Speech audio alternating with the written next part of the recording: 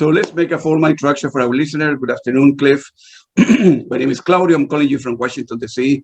From the studios in Fairfax City. We're very humble and grateful that Cliff Hewitt accepted our invitation to our show. Hey, Cliff, welcome to the show, man. Hey, thanks, Claudio. It's really nice to be on it. Really nice to be on it. And it was a pleasure meeting you in Brighton recently, too. Same here, man. So let's start with the with the news of the day, I suppose, and with the COVID, for the last 2 years, we have had, living in crazy times. And if you're a touring musician, you cannot tour. If you're an artist, perhaps you cannot go out that much. And how COVID has affected your sanity and your creativity, the inability to do gigs. How are you holding up, man? Well, to be honest, I live in a very remote area. And for me, the start of the pandemic, although life changed instantly, it was the first time in 40 years that I literally had a break from being a recording artist or a traveling, session live musician. And we'd recently moved into our property a couple of years earlier. So it was a great chance for me just to switch off completely from music and just concentrate on domestic activities in and out of the house, and have some great time, spending at home with my wife, my horses, and my beautiful dog.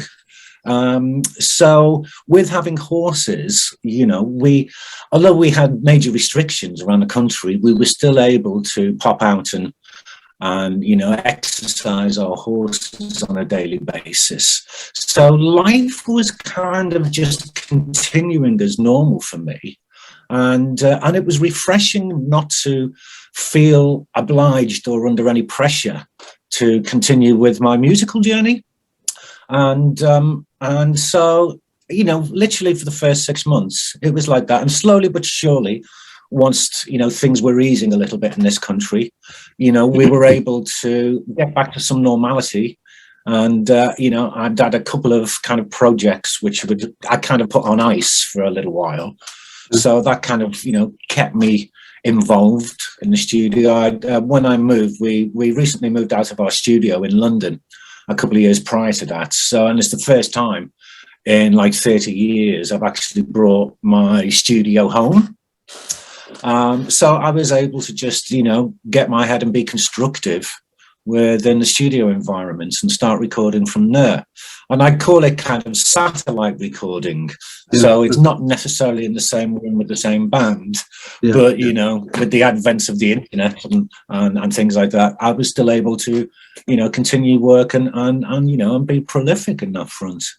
So it's been okay. I'm obviously, still able to travel as, where it was possible. So I mean, it was, it wasn't too a difficult time. I mean, there was a lot of people out there who had a really tough time of it globally, I really felt for them. But on a personal level, I was still able to kind of function with some normality at home. Yeah. So for me, it was, in a way, being cynic. That's the best thing happened to me, because for two reasons. One, that, one hand, of course, I feel very bad here in the United States. About 1 million people die, and with the president that we had before, the police were not pushing fast enough, and so on and so forth. And how many people die in the world, and I lost a job. And perhaps you didn't die, but lost a job, and you did have only one source of income. It was very difficult to manage whatever you did for a living. For me, it was great because I was buying, as I mentioned before, a lot of music, right? I was buying more than I was able to consume, and I said, well, I'm going to be stuck here working from the house a year. I better, start listening to my stuff while I'm working, right? So I decided to put the radio together, and it had been great. Then I began doing interviews. I thought, man, all these touring musicians are not touring. They must be at home or the studio doing stuff. And I remember I sent 30 emails, and nobody was getting back to me. And I remember I got a hold of Steve Hackett, and believe it or not, and I told Steve, I want to do something good. I mean, all my radios are going to be free, always free. I would never have advertising. no social media stuff, 24 hours a day, great music, a good, very good broadcasting, and very good quality. I want to begin doing interviews and do like a archive of for everybody. You know, one day people say, "Man, who was Cliff Hewitt? Who played with here? Who was the Picture Boys?" Man, everything is on the radio, and eventually I will upload the stuff to YouTube, and it's going to be free for people to enjoy the stuff. You know, and on the other hand, I was going too fast in my life because I'm a computer scientist, and I was doing a lot of stuff. I noticed that I didn't like it, you know, and I was going, you know, going, right? And the pandemic allowed me to really think about the important stuff in life, and I thought, man, I don't like this stuff. What I'm doing, you know. Here in the United States, they call smell the roses, you know, and I began doing that. I say, I know that, you know, computer science pays the bill, and I like music and so forth. I kind of start doing the things that I like it. So that was happened to me, man. I'm very fortunate that being able to have a good salary and travel and see concert, and I'm very lucky, man, you know. Yeah, exactly. And we can count ourselves very fortunate because, as we know, there were a lot of people who were less fortunate than yourself and me during those really, you know, really hard, tough times over the past couple of years. Yeah. And so we should never forget that. No. I'm very grateful myself, man. Believe it or not. Be able to meet you and talk to Thorsten at the Tangerine Dream, and be able to go to London. I'm a very fortunate person, you know. So to do the things that I like. Were you born like in a musical family, Cliff? I mean, how old were you when you began taking piano lesson or guitar or drums? Or? No, I was ever since an early age. I was always fascinated with drums. Oh, yeah. And then I got the opportunity when I was 15 to get my first drum kit. But coming from a non-musical background or a family anyway, you know, I came from a typical working class family from Liverpool. Okay. You know, and everybody had aspirations, but it was leave school, get a job, and move from there. And then a local band who were just breaking on the scene called Modern Eon asked me to audition. A drummer had just left and asked me to audition. So I went down to the audition, and I remember being sort of overtly nervous because in the same room there was, you know, not only the band who were kind of, you know, luminaries at that point locally in Liverpool, but we had the legend that was Pete Burns from Dead or Alive in the drum booth with me, and trying to just give me the confidence to, you know, play along to the demos that the boys had been recording. And that went well. And then a couple of weeks later, they asked me would I join. So I literally just left school at that point as a very shy 16-year-old. And, you know, I was just started college, and I was studying to be an electrical engineer for the Merchant Navy to build navigational equipment. Yeah. But then having the opportunity to join the rock and roll circles was a no-brainer for me. So much to the disapproval of, you know, my employers and my family members at the time, I embarked on this journey.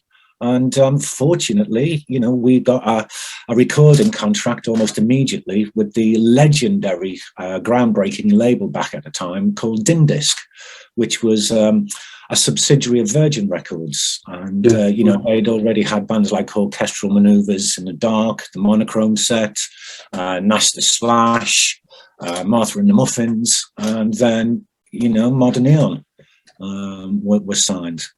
And, you know, I was still in awe of, you know, being a little green 16-year-old who'd only been playing drums for 6 months. Suddenly I was meeting the heroes who had been buying records, you know, from, you know, 6 months earlier, you know, and And then we kind of embarked on making the first record, which was at a residential studio. Again, another legendary place called a Manor Recording, Richard Branson's flagship residential facility. And that's it. We made the album, several singles. Unfortunately, usual thing with band politics, we only lasted the one album. Before we split up, but then we kind of went on various musical journeys, like myself and the singer, and our guitarist went on to form Dead or Alive with Pete Burns, the legend Tim Lever, and then from there it just kind of escalated, and even at a young age I was just able to, once Modern Eon had split up, join another local band called Virgin Dance with a couple of old school friends. We were probably one of the busiest live bands at that period in the early 80s. I mean, we were gigging 4 or 5 times a week. And then, things, all I ever wanted to be at that point was a drummer in a band. But then other opportunities arose, and that allowed me then to just sort of, broaden my horizons a little bit on the production side. My young brain at the time was like a sponge. I just wanted to learn everything there was to know within the music industry. Yeah. So I then embarked on a studio career for a number of years, learning all about that side of things. Go ahead. Sorry. But it was everything has been self-taught. I never went to musical college, although I've lectured at universities and I've been a music therapist over the years. That came with the experience I've got over the past 30 or 40 years. So that kind of jumping into the educational side was quite easy for me. There's always something created and something new to learn in this industry. And I'm forever scouring the internet or whatever and see what's out there and who's doing what, and I was still enjoying it. I always said I would stop the minute I stop enjoying being a musician. I would just stop and look for a career, and I've been very fortunate now to 41 years later to still be involved in in something I love more than words can say. So where you do you have a lot of family pressure because you were 16 and you had the opportunity to be an electric engineer, and your parents say, "What are you doing? You want to join a local band instead of going to school? Are you going crazy?" Or you kind of tell your parents, "Music is very important to me. Let me try for a 6 month, a year. If it doesn't work, I'm 17. I'm going to be 17. I will always go back to school." Or you, after joining the band, you thought, "Man, I want to do the rest of my life." I think there was some disappointment from the family, especially my parents, who brought me up and raised me to be the person I was. But I think they were very forgiving with, the opportunity I had in front of me. Yeah. And then, there was a lot of tough times. I'd have to say there was, in the early days, a lot of tough times. But the enthusiasm I had for it and the passion and the love I had for it, I think far outweighed any kind of parental pressures. And very soon, the support was 100% and unconditional from my family. So I was very lucky at that point. But yes, there was always that little inkling that that's right. Yeah. Am I doing the right thing here? I've got a career laid out in front of me, and I'm chosen to follow the yellow brick road and go off the beaten path a little bit to pursue my dream, which was just wanting to be a drummer in a band at that point. Were you making enough money to kind of, you still were living at home to pay your bills and stuff like that? And well, I left home when I was 18. Oh, I see. Yeah. Wow. And I had a little flat at that point, and I had a little job.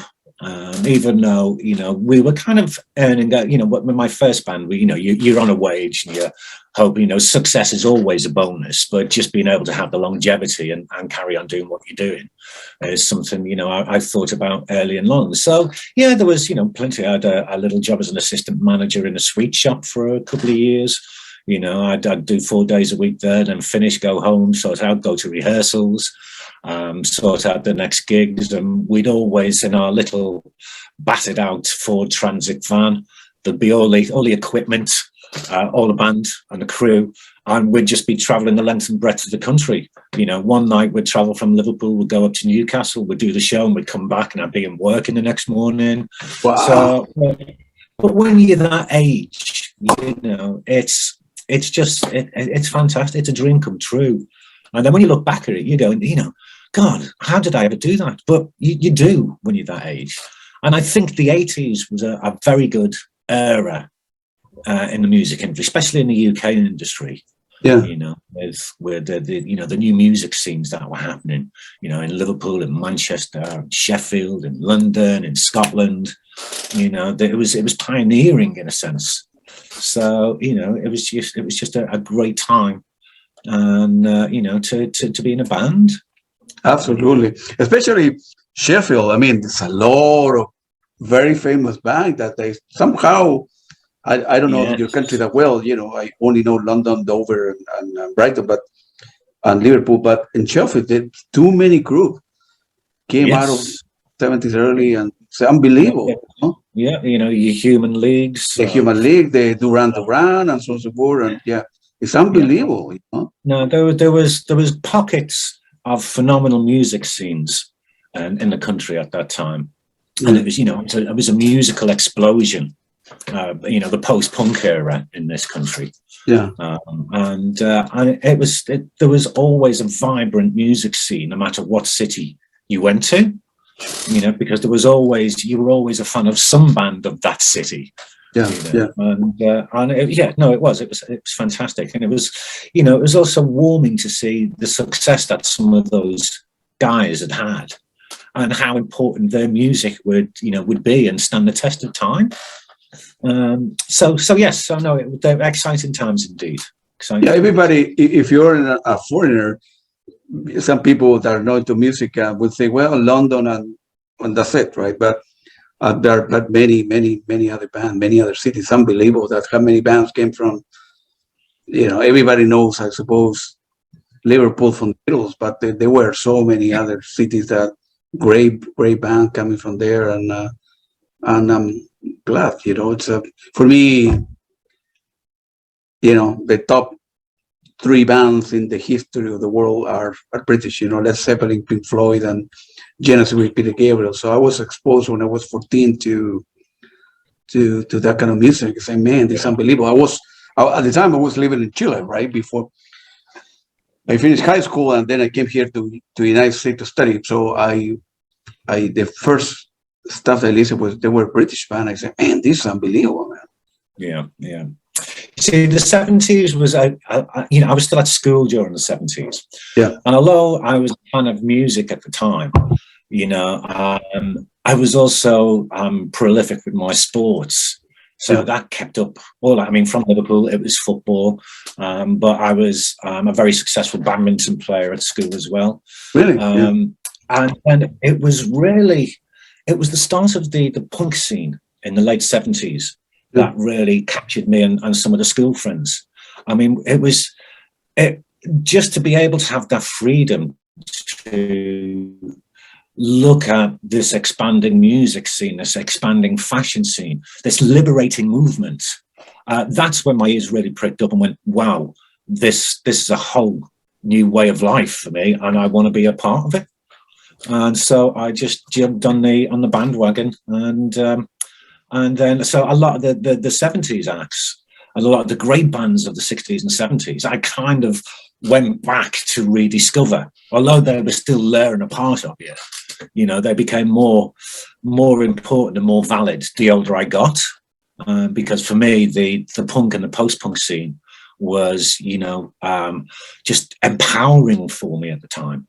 You know, suddenly to be able to paint my hair gold and silver and go down and see, you know, bands like 999 and Stiff Little Fingers and The Damned, and you know, was just outrageous. And, you know, Robert Rental and The Normal, you know, diverse acts like that, was just, you know, it was liberating for me back then. But I can understand where you're coming from, you know, some of the acts that you're there and you were into at the time, but I kind of rediscovered that era of music. Yeah, you know, I was living before I came to the United States. You know, I was going crazy because that was before the internet, and people were buying cassette and vinyl before CDs. So I was going crazy because bands were not going to Latin America. They were telling my dad, "Man, I wanna go. I need to go to the United States to listen to that band. It's nothing important to me." Now everybody goes to Latin America, but 30 years ago, nobody did. So I was going crazy. So as we say before, I'm very fortunate that I end up here, you know, with a good education and a master degree that allow me to have a good job. So and see every band that wants, you know, here I live in the border with 2 states, with Washington D.C. and Maryland. So every band comes this way, every band, because it's in Washington D.C. people have, you know, high disposable income, so bands know that they come this way, they will able to sell the tickets. So from Madonna, from Fleetwood Mac to Genesis, every show is sold out, you know. So I'm very fortunate, you know, to see that. What kind of, when you were like in high school, what kind of music were you listen to? Were you able to go? I mean, were you buying vinyl? You have enough money to buy vinyl, or you go to clubs? Yeah. Back then it was all vinyl. We had there was, when I really started buying records, maybe from about the age of 14. We had 2 shops, one in my local town just outside of Liverpool called Eddie's, and it was just a little market store. But, you know, every night at 10 o'clock in the evening, I was allowed to stay up and listen to the John Peel show on Radio 1. And every night I would write down my list of records and artists that I would either go to Eddie's or go to, again, the legendary record shop in Liverpool called Probe Records. And, you know, and buy my records, well, you know, save my pocket money up. And then, you know, and go out and then buy everything I could, you know, from my list from John Peel's radio shows. So then I became a prolific buyer of records in my early career. And then, of course, you know, with my first record deal and being taken around to various subsidiaries or, you know, record departments around the country, and offices, you know, there would always be a collection of various acts sitting on the table there, and, you know, you'd help yourself for that. And some acts you'd heard of, some acts you hadn't heard of. So, I mean, and the collection grew. And, you know, even if I'm touring to this day, you know, I'll always go out and search for the local record shops in wherever city I'm in and see if there's anything that might take my fancy. So, absolutely. Yeah, so it's I'm not as prolific as I used to be. Yeah, good for you, man. Feel free to elaborate how you end up joining Apollo 440, and you guys did a lot of records, and you have a lot of success with that band. How did it go with that? How you end up joining the band? Yeah, it was a funny situation because Apollo, Howard Gray, Trevor Gray's younger brother, and Nocco. And they kind of, I'd met Howard, one of the founders of Apollo 440, many years before when I was in my first band. We both just recently left school at the time, and I found myself as the drummer in the band recording there. And Howard got his job as an assistant engineer and tape op at the time. So we kind of crossed paths over the years. And then it was at a point I was in London at that time working with my production partner. We had our management company at the time. Also, I just brought Terence Trent D'Arby over from Germany and had just signed him. And Howard was in the process of recording Terence's first single. And we kind of, again, crossed paths there. And then I realised this was in a borough called Camden in London at the time. And Howard was kind of just moving into the area. I was kind of commuting between Liverpool and Camden all the time, between the management offices and that, and doing various productions under the management company. We were working with Michael Rose from Black Uhuru. We were doing some remixes from one of his albums at the time. And then Howard, the Mind path just kept on, crossing. And then I had another colleague who Howard had kind of co-produced his record with, the legendary Hoodlum Priest, one of Trevor Horn's, Paul Morley's and Jill St. Clair's ZTT kind of labels. And Derek, Mr. Hoodlum Priest, was working with another singer that was part of the little collection. And Howard came in one day and listening to what we were doing. And this was just kind of a program demo stage. And Howard just went, Cliff, you play drums. Derek, you play guitar. And Paul, you play bass and you sing. Can I take instead of this dance little project that was it? And we looked at each other and went, what a fantastic idea, Howard. Yeah. So through that process, we became the greatest three-piece rock act that never existed. Yeah, wow, yeah. Called Black Radio. I mean, it's such an important part of my life because it got me back to being Cliff, the drummer in a band again, rather than me doing productions and studio work and all of that. And then after some time, Howard and his brother were working with bands. Howard produced Scritti Politti. He'd been working with XTC and the famous producer Steve Lillywhite. So, and he'd been working with The Cure and everybody. But Apollo 440 kind of came around.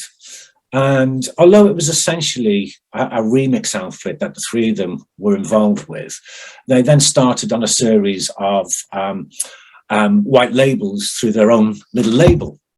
And then it got to a point where there was such a kind of a coherence between a little family of musicians in the Camden area at the time, that when the boys started having the success, they were like, right, we need to take this out on the road. So we initially went out as a four-piece, the three guys plus myself, and we'd done, quite a few festivals and club gigs and everything, and supported bands like EMF in their height. And then when the big success came, we wanted to take it to another level. So we sat down and all had a chat and said, look, we need to form an exciting live act. Because it's essentially just a production rather than a live act, and how can we translate that live?